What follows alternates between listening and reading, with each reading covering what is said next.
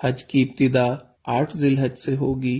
نماز فجر کے بعد غسل کریں یا وضو کریں۔ غسل کرنا افضل ہے۔ احرام باندھ لیں اور اشراق کے بعد 2 رکعت نماز ادا کریں۔ سلام پھیرتے ہی مرد حضرات سر سے کپڑا یا ٹوپی ہٹا لیں۔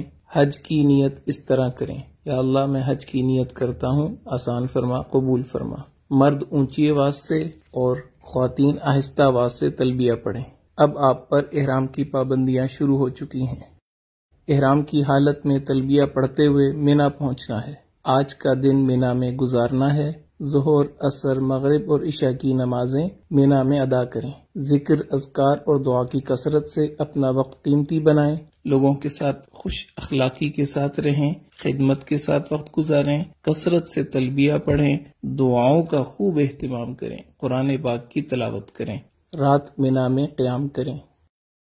حج کا دوسرا دن 9 ذی الحج، آپ صبح اشراق کے بعد عرفات کی طرف سفر شروع کریں گے۔ عرفات میں پہنچ کر زوال کے بعد ظہر اور عصر کی نماز اگر امام کے ساتھ مسجد نمرہ میں پڑھی تو اکٹھی ادا کریں گے۔ اگر اپنے خیموں میں ہیں تو ظہر اپنے وقت میں، عصر اپنے وقت میں ادا کریں گے، اور درمیان میں آپ نے زوال کے بعد نماز کی ادائیگی کے بعد دعا مانگنی ہے۔ یہ ہے وقوف عرفہ، حج کا دوسرا فرض۔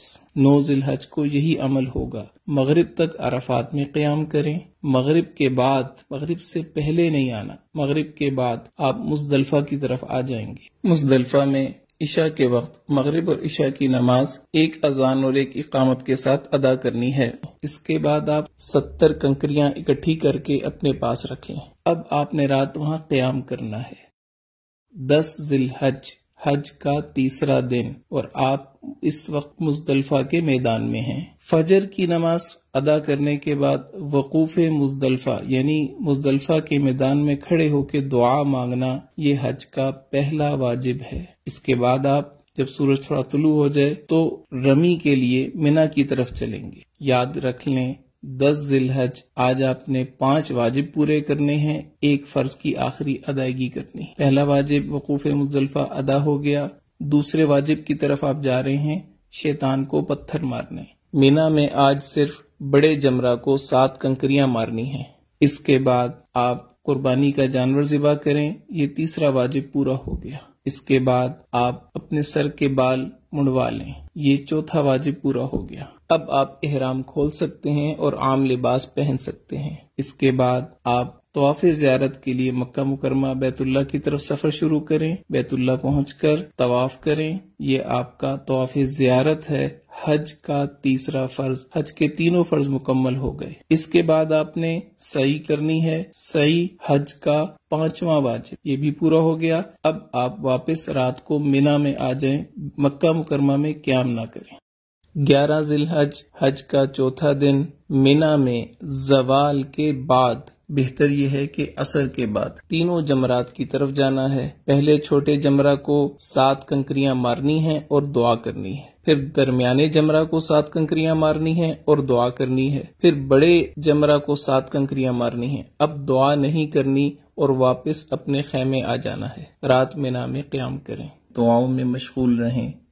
حج کا 5واں دن، 12 ذی الحج، مینا میں زوال کے بعد تینوں جمرات کی طرف جانا ہے۔ پہلے چھوٹے جمرہ کو 7 کنکریاں مارنی ہیں اور دعا کرنی ہے، پھر درمیانے جمرہ کو 7 کنکریاں مارنی ہیں اور دعا کرنی ہے، پھر بڑے جمرہ کو 7 کنکریاں مارنی ہیں اور دعا نہیں کرنی۔